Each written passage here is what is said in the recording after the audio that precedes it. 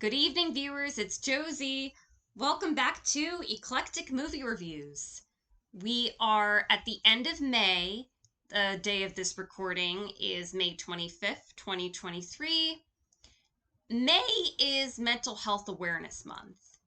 And in honor of that, I decided to do a video where I recommend movies that cover mental health, all different areas and aspects of mental health. And what prompted me to do this video, other than it being Mental Health Awareness Month, is I've been thinking a lot lately about what constitutes a great screenplay.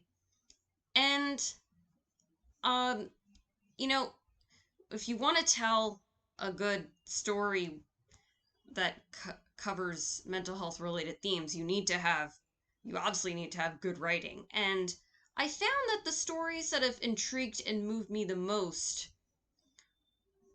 throughout recently are, and really all throughout all my years of movie watching, are those that explore mental and emotional well-being, interesting interpersonal relationship dynamics, and individuals' perspectives of the world around them and themselves, all of which have to do with mental health. And a film of this decade that I think meets this criteria is The Worst Person in the World, for the way it introspectively explores self-love and self-worth, and how uh, um, many uh, how many struggle with it because they're seeking for validation outside of themselves to feel fulfilled. And the protagonist learns the hard way um, that that's not a sustainable way of living life. And there's a sincerity to it that other films with similar plots and themes, I feel like, lack. And another film of this decade uh, I that I think meets this criteria is actually the Martin McDonagh's Banshees of Inisherin.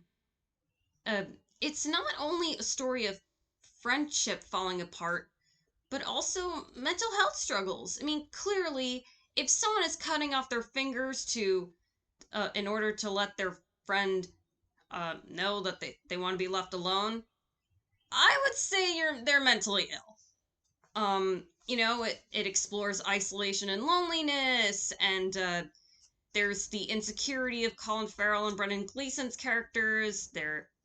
They both have lingering fears of death, and they don't necessarily feel like they've achieved their purpose in life, as they're reaching an the end, if you know what I mean.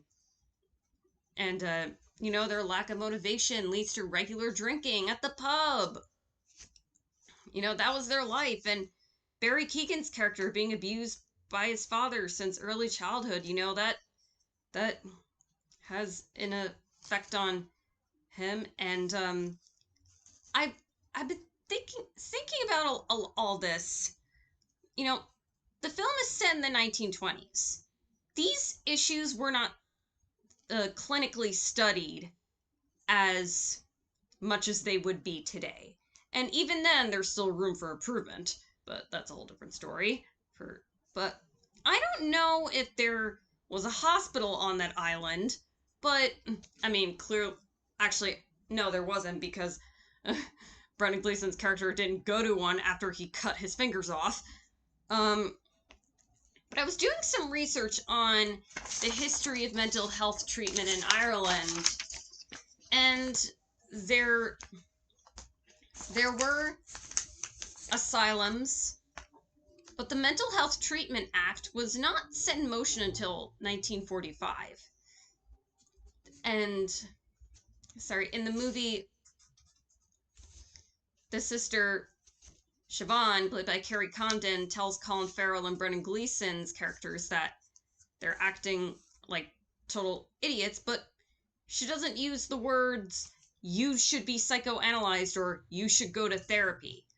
I could see if Banshees were set in a later time period, which it it shouldn't be, and you can't set Banshees in any other time period than like around our Civil War, because it fits perfectly with the themes and characters. But like perhaps Carrie Condon's character could say something like that if it did take place. Uh, like like if this film were set in the 80s with the rise of self-improvement, maybe she could try to like give them advice like in a self-help book written from a self-help book, like, oh, I read in this book recently, da da da da, but even then the guys would probably be like, yeah, we don't care about that bullshit. Oh, uh and I don't want to sit here and pretend that I'm a mental health expert. Sometimes on YouTube you see videos like therapists breaking down movies and TV shows. Like, there's this one therapist that breaks down the narcissism in every episode of Succession, and and I'm not discussing these films in a clinical professional context, but rather listing movies with rich stories and characters and explaining why they emotionally resonate with me. Now, the first two movies I mentioned were not part of my official list. That was just part of the intro. And so I briefly touched on the 1920s when mentioning Banshees. But on that note, let's get into my first official pick, which is a silent film from 1926, a Japanese silent film called A Page of Madness, directed by Chinosuke Kinugawa. Let me I know he won the Palme d'Or for a later movie of his. Well, later meaning like that came out much after uh much after Page of Madness. I believe it was.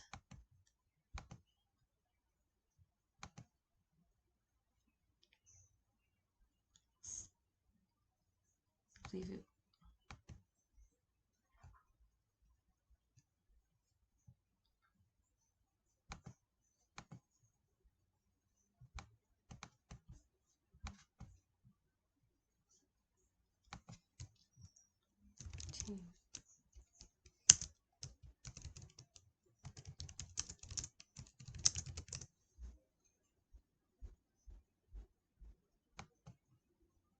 It was for Gate of Hell. I was right, but that's not important for this video. So, A Page of Madness. The story follows an unnamed janitor at an insane asylum. His wife is institutionalized there. In fact, he got the job there in order to free her. And the wife's a dancer, and we see some beautiful dancing from her. And one day, their daughter visits the mental institution, and she's surprised to see that her father's a janitor there. She's about to get married, but he's afraid of her taking uh, such a step. Like if she and her husband were to have a child, they may inherit the mother's mental illness. And at least that's, the belief. And one night, the janitor gets into a confrontation with one of the male inmates and a doctor after his wife is hurt. And what follows is a series of visions that may or may not be true. Thus, this is one of those films where the line between the real and imagined is blurred. In that regard, I think this would actually make an interesting pairing with Charlie Kaufman's I'm Thinking of Ending Things, and both feature a janitor. I'm surprised that not as many people talk about Page of Madness um, as a silent film era classic, because it's talk about it more as a silent film era classic because it's masterfully made. it has some of the most creative editing of films in that era. Kinuga, Kinugasa,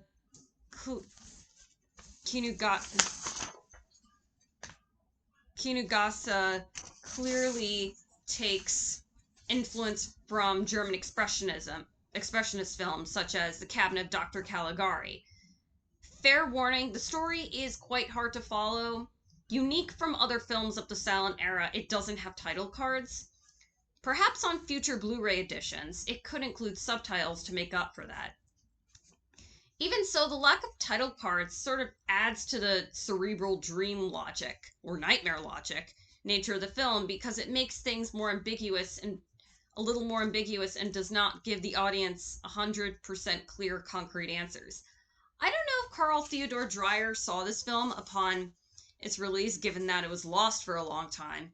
If he did, I wonder if this was an influence on him when making Vampire with the nightmarish dream logic structure.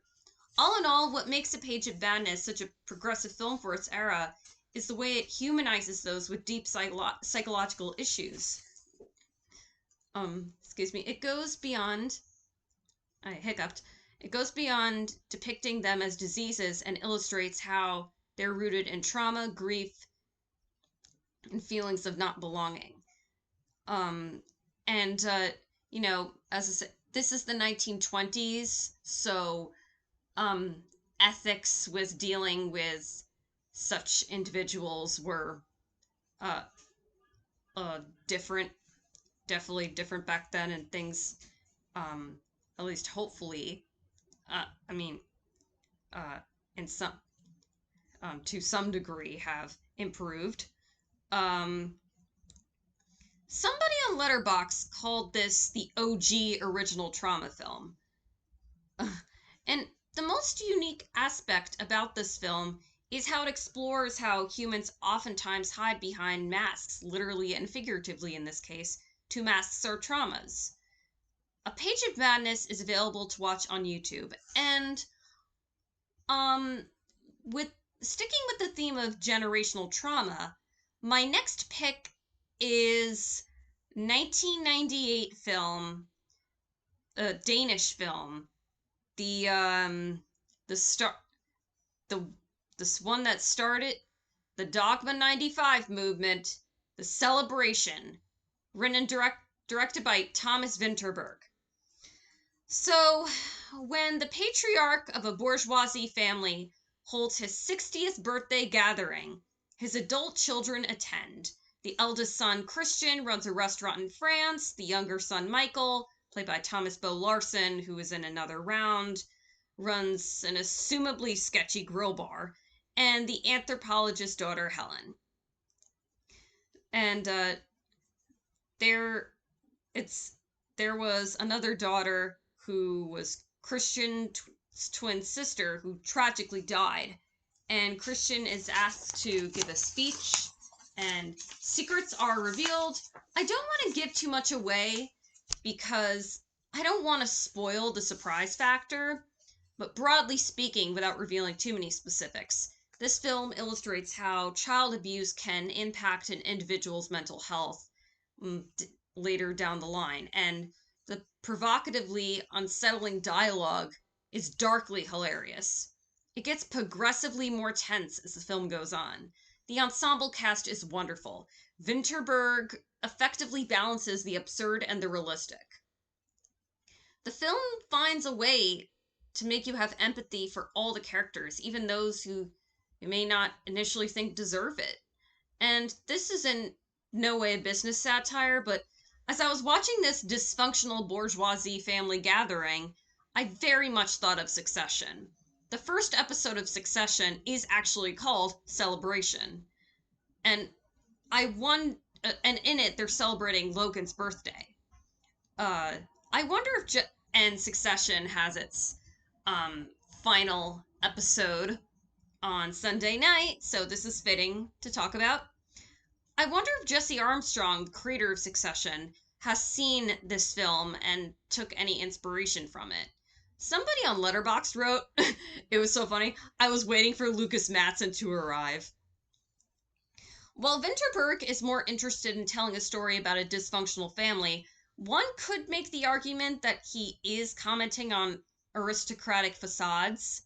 And from a filmmaking standpoint, what makes the celebration so unique is that it's shot like handheld fisheye lens in the style of a home movie. This helps in creating the anxiety-inducing nature of of the narrative. And I'm surprised that this wasn't nominated for Best Foreign Language Film at the Oscars when it came out. It was at the BAFTAs, but not the Oscars. Perhaps, I guess, if it had better distribution at the time, it could have been nominated for International Feature and possibly Adapted Screenplay. It's based off of a radio hoax, or like some radio show, I think, also created by Thomas Vinterberg. I'm not entirely sure, like, what it's considered adapt what it was before, but anyway, this is one of the best screenplays of the 90s. Uh, um, and yeah, I brilliant movie. Unfortunately, the celebration is not available to stream, but there is a Criterion Blu-ray, which I rented from Library the Interloan, like a lot of my items. And sticking with the theme of familial upbringing, this brings me to my next pick, which is a little more recent film. And that is My Life as a Zucchini from 2016, stop motion animated film, directed by Claude Barras, and Celine Sciamma wrote the screenplay. And so a 9-year-old boy named Courgette, or Zucchini, that's the courgette is the French term for zucchini. His mother's an alcoholic, she's neglectful, and one day she strangely disappears. They assume she's dead, and Zucchini meets a friendly police officer named Raymond, voiced, at least in the English dub version, by Nick Offerman, who takes him to a foster home where he's acquainted with other children around his age. And at first, Zucchini struggles to fit in, but he gradually finds his footing and bonds with the other kids. And the other kids there had similar familial issues that led them to the orphanage, and many of which are very dark. And learning this helps Zucchini bond and find a common ground, you know, with the children there. In other words, he realizes he's not alone. Zucchini is also quite artistically gifted. The art projects he does are really cool. I mean, the film is gorgeously animated. It really is. And it's such a good story. And the film illustrates how the feeling of belonging is a key component in a child's mental health. And My Life as Zucchini is not available to stream for free anywhere, unfortunately. I mean, you can rent it for a few dollars on Prime, Google Play, YouTube, etc. And it's on DVD and Blu-ray. And speaking of childhood, well, my next pick is relates to childhood, but it stars adults, like, you know, like inner child theme, and that's Drop Dead Fred from 1991. Phoebe Cates plays a woman named Elizabeth, and she and her husband Charles have recently separated. He's left her for another woman, and on the day Lizzie is fired from her court reporter job, she comes across an old childhood friend named Mickey, and they discuss memories of Lizzie's imaginary friend, Drop Dead Fred, played by British comedian Rick Mayall. And we get some flashbacks of Elizabeth and Fred, and we learn that he provided her life with creative meaning, and as she struggled living under the wing of her abusively domineering mother, Polly. And this being a fantasy movie, Drop Dead Fred is real, but of course the other characters believe her to be crazy for believing such. Elizabeth is inevitably forced to move back in with her mother as convinced by her friend Janie, played by Carrie Fisher, of all people. And her mother, of course, puts the blame on Elizabeth for how things are currently going in her life. And in her old home, she finds a jack-in-the-box, and drop-dead Fred is once again unleashed. At first, Fred is taken aback by Elizabeth now being a grown-up. He causes mischief once again, and this is a fun, underrated 90s gem. It maintains the balance of feeling like an entertaining live-action cartoon and an examination of mental health and female self-actualization. It's a film about how healing and connecting with one's inner child could actually help an individual grow up. Drop Dead Fred is available to rent for a couple dollars on Amazon, and there's a Vinegar Syndrome Blu-ray. Next up, well, my next pick is a double feature. The first film being Benny and June from 1993. Benny, played by Aidan Quinn, and June Pearl, played by June Pearl is their last name, played by Mary Stuart Masterson, are brother and sister. June is mentally challenged, and Ben takes care of her. Their parents died 12 years prior in a car accident. Benny has had a string of housekeepers who have left due to the degree of difficulty when it comes looking after June, and Benny considers moving her to a group home. But soon enough, June welcomes in her home an artistically/theatrically eccentric man named Sam, played by Johnny Depp. I know there's controversy about him, but we're just focusing on the performance here. Sam models his theatrics after Buster Keaton, and Sam and June fall in love, and what soon follows is a coming of age and adulthood for Benny and June and Sam. It's a really touching love story, as well as a story about overcoming personal obstacles. And what's inspiring about the story is the way Sam and Benny are able to channel their quirks and eccentricities into artistic expression. The film has a great cast, featuring not only the trio I mentioned, but also Julianne Moore, William H. Macy, and Oliver Platt. Benny and June is available to watch on Amazon Prime and Tubi. And then I'm pairing this one with David and Lisa from 1962, directed by Frank Perry, based off of a play from the same title. This is one of the best mental institution set movies. A teenage boy named David Clemens, played by Keir Dullea, I don't know how to pronounce his name, has this delusionary fear that if he touches another human being, he will drop dead.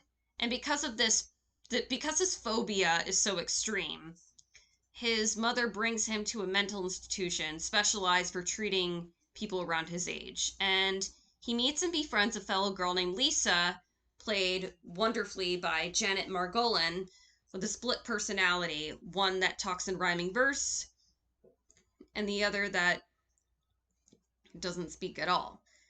Even among their fellow inmates, they're oddballs, and they fall in love. And what I especially love about their dynamic, similar to Benny and June, is the way they help each other learn to love and accept themselves, for who they are, even if they are on the kooky side. Their abnormalities are what helps them stand out in the world. And I think there's a line in the movie about normal is boring or something like that, or who wants to be normal. And most importantly, together they learn to move past the fears that hold them back. And the performances by Keir Dullea and Janet Margolin are outstanding. And director Frank Perry and screenwriters Eleanor Perry, who was Frank Perry's then wife, but they were divorced, and Theodore Isaac Rubin handle a dark and sensitive subject matter with such delicate compassion. At the Oscars, David and Lisa was nominated for directing an adapted screenplay, but not for the actors. And I'm surprised that the two weren't nominated for their performances, because they were certainly worthy and should have been nominated. I guess they were because they were considered newcomers and weren't names.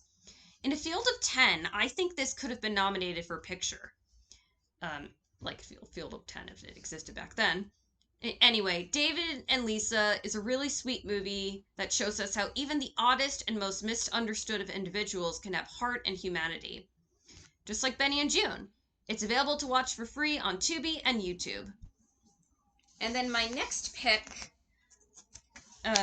is Heavy from 1995, directed by James Mangold, who, of course, is known for Logan, Ford v Ferrari, the remake of 3:10 to Yuma, and there's the new Indiana Jones and the Dial of Destiny coming out. It premiered at Cannes, but to not so great reviews, but still remember that James Mangold is still a very good filmmaker. Oh, I forgot to mention Walk the Line. Anyway, Heavy was James Mangold's directorial debut. The story follows a socially awkward pizza cook at a rural upstate roadside tavern named Victor, played by Pruitt Taylor Vince, alongside his mother Dolly, played by Shelley Winters. And she has some health issues, and Victor befriends and develops a one-sided crush on a teenage waitress named Callie, played by Liv Tyler. This is probably one of my favorite performances of hers. And she has an abusive boyfriend, and even though he can't be with her for obvious reasons, I mean, I think she would be of age in the film. I think she's like just 18, but still, she brings a relieving light to his life. She's able to see how kind and respectful of a human being he is. I could picture a lesser version of this movie where her character's like really stuck up, but I'm glad they didn't go that route. She's written with layers, and as she's torn between whether to live by how she wants to live or how others want her to live her life. Her insecurity plays a factor in being in the relationship she has with her abusive boyfriend. And James Mangold so effectively depicts Victor's isolation and insecurity. And it's heartbreaking at times, but you continue to root for Victor throughout the narrative. And the performances here are phenomenal. The way Pruitt Taylor Vince uses his eyes and body language is devastatingly chilling. And Liv Tyler's performance is quieter too, but she non-verbally illustrates the pain inside as well. And Debbie Harry, the Blondie frontwoman herself, actually gives a really good performance too in this. And I wonder if Darren Aronofsky took any influence from this film when making The Whale. I mean, The Whale was based off of a play, but still, I wonder. The scenery of rural northern New York State is beautiful, and the acoustic music blends really well with the scenery. This was scored by Thurston Moore, who is the founder of the band Sonic Youth. Heavy is available to watch on Netflix. And speaking of abusive relationships, my next pick, and just abusive women in general, I mean, I shouldn't be saying it like that tone, but like movies that feature women who are abused, sadly, is my next pick's also a double feature. First one being Gaslight from 1944, directed by George Cukor. And just so you know, there's also a 1940 British Gaslight that came out a couple years before. They're both based off of a play from the same title. I recommend the British one as well, but for this video, I'm specifically talking about the American one. Sorry, near hiccup. Gaslighting is a term that has been used a lot in contemporary pop psychology discourse, referring to when somebody most likely a perpetrator slash abuser, makes someone else, in this case the victim, be skeptical of their own sanity and perception. In this psychological noir thriller, a woman named Paula, played by Ingrid Bergman, who won an Oscar for this, deservedly so, goes to Italy to follow in the footsteps of her murdered aunt. She forms a romantic relationship with the striking Gregory, played by Charles Boyer. He's charming on the surface, but once we get to know him, we realize that he's psychologically manipulative and abusive to Paula. The two go to London, and Paula notices strange occurrences. She hears footsteps at night. Pictures go missing. And most notably, the literal gaslights start dimming without humans even touching them. Gregory tries convincing her that these instances are irrelevant and that she's mentally ill for trying to figure out the meaning from them. This was a progressive film for the time period, showing the detrimental toll that such abuse can have on a woman's mental health. Even in spite of the abuse, Ingrid Bergman's character is still given autonomy because she fights for what is right for herself. She does not let herself be defined by men's abuse. And even when supported by the character of Brian Cameron, played by Joseph Cotton, Paula is still the hero of her own story because she prioritizes her personal integrity. Yeah, it's a really excellent movie. Gaslight is available to watch on HBO Max, now stupidly called Max, and there is a Blu-ray. I'm curious to see what's listed for the creators. If you guys know, been following the HBO Max news, know what I'm talking about. Anyway, the double feature, the pairing I have with Gaslight is a film I've talked about before, but I still think it's worthy to bring up. And that's Outrage from 1950, directed by Ida Lupino. And it's worth mentioning again because it's such an important piece of cinema ahead of its time. For those of you who do not know, the film follows a recently engaged woman named Anne Walton, played by Mala Powers, who gets raped on the way back from work. And traumatized, she flees her town, changes her name, and is employed on an orange ranch. She befriends a kind-hearted preacher named Bruce Ferguson, played by Todd Andrews, and Ida Lupino and fellow screenwriters Malvin Ward and Collier Young write Anne with deep empathy. Somewhat similar to Gaslight, Outrage takes us inside the assault victim's point of view. From an editing standpoint, the cutting between the men's faces and Anne's face highlights her anxiety, and her how the camera gets actually gets into her, captures her perspective is just masterful. And Mala Powers' performance in this is so realistic. She wasn't a big Hollywood name, and I think that helps make the story feel more believable. Had they casted a huge and glitzier starlet, I don't think the character of Anna would have had the same impact. The casting choice makes, as I said, feel more like a real woman, if that makes sense. While this is a dramatic performance, it's not overly melodramatic. I mean, it's upsetting and you can feel that from her, but it doesn't feel like too Hollywoody, if that makes sense. Outrage not only depicts how traumatic of an experience rape is for a woman, but also the effects that it has on a woman's mental health after the event.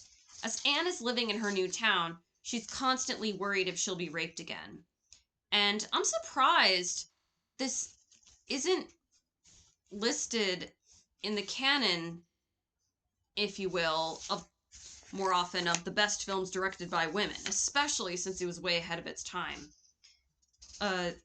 This was made during the Hays Code, and during the days of the Hays Code, you couldn't even mention rape. And the way Ida Lupino and her team worked around that is just a miracle. And similar to Gaslight, we have a woman protagonist who prioritizes her personal integrity, and even though she receives support from men in the process of uh, you know, justice, or so she still there's still she still has an agency, or she still has agency and autonomy, if that makes sense. And speaking of PTSD, this brings me to my next pick. I just brought up the Hays Code, and uh, this is a film from the pre-Code era, Broken Lullaby from 1932, directed by Ernst Lubitsch. The story follows a French violinist named Paul Renard, played by Phillips Holmes.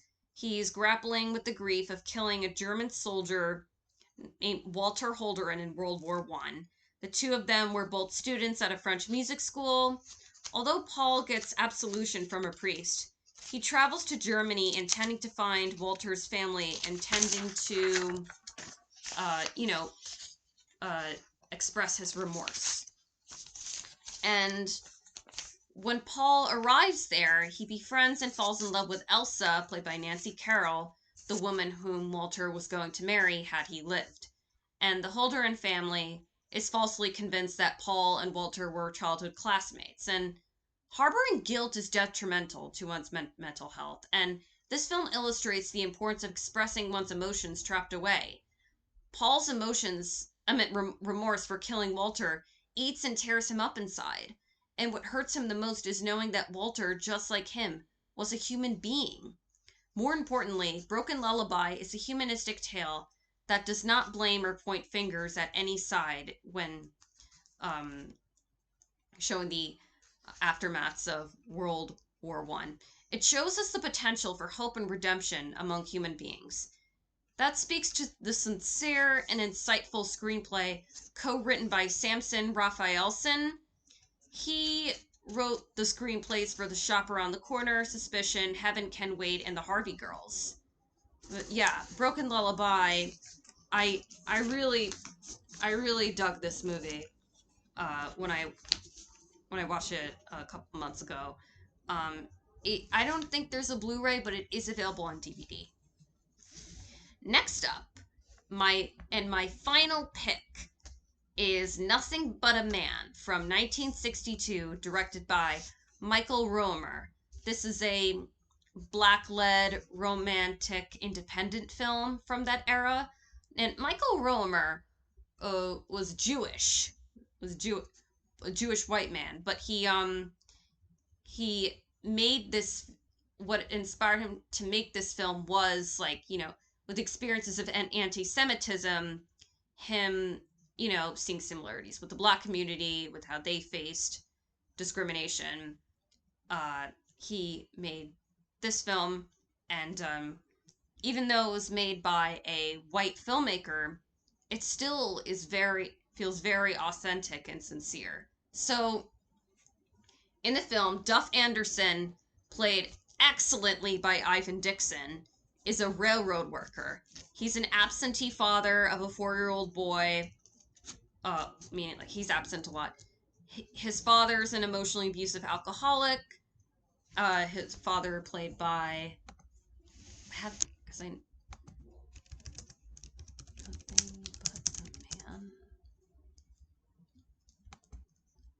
Father was played by Julius Harris, who is also in Black Caesar, Hell Up in Harlem, Salty, and he was in Live and Let Die. Anyway, so Duff does not have much ambition in his life, and one night while his friends are drinking and playing pool at the bar, Duff attends a church gathering for gospel music. And it is there where he meets a friendly school teacher named Josie, Her name is Josie, played by Abby Lincoln, who also has a wonderful performance.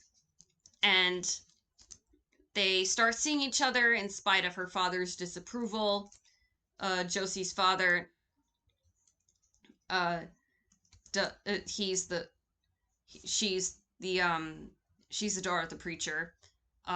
He doesn't like how Duff is uneducated, nor does he hold Duff doesn't hold any attachments to any particular religious beliefs. And a characteristic of Duff that fascinates Josie is that instead of remaining passive to oppression from white majorities in order to be, he doesn't, uh, he doesn't, he doesn't do that in order to be treated well by white folks. Rather, he's actually willing to fight back against such systematic inequalities. And this is another quality of Duff that Josie's preacher father doesn't agree with. And Duff and Josie later get married, and Duff gets a job at a mill where he has to deal with racially charged bullying, and problems arrive in Duff and Josie's marriage. And Duff is torn between different modes of black manhood. Should he fight back, or should he be a passive good boy, like the type of man that Josie's preacher father believes she should be with? I think that Duff is afraid of ending up as a lowlife like his father. Grappling with all of this, Duff is insecure. He doesn't feel like a real man. He doesn't feel like he's good enough for Josie. And this leads to some trouble in their, as I said, this leads to some trouble in their marriage. And not only is this a blunt social commentary on systemic racism in that time period, but it's also a compelling character study in family drama. Nothing But a Man illustrates how systemic injustices and inequalities can impact an individual's mental health. And to this day, there are racial disparities in mental health care. Assumably, these two would not have access to therapies, couples therapy, or counseling. Duff's father certainly wouldn't have. And even in the midst of this, Duff and Josie still learn that although their lives may not be perfect, they could still make it work, and their lives are worth living. I don't have anything else to say other than that this is such a wonderful cinematic gem. I saved this one for last because I wanted to mention how important it is for all individuals to have access to good mental health care.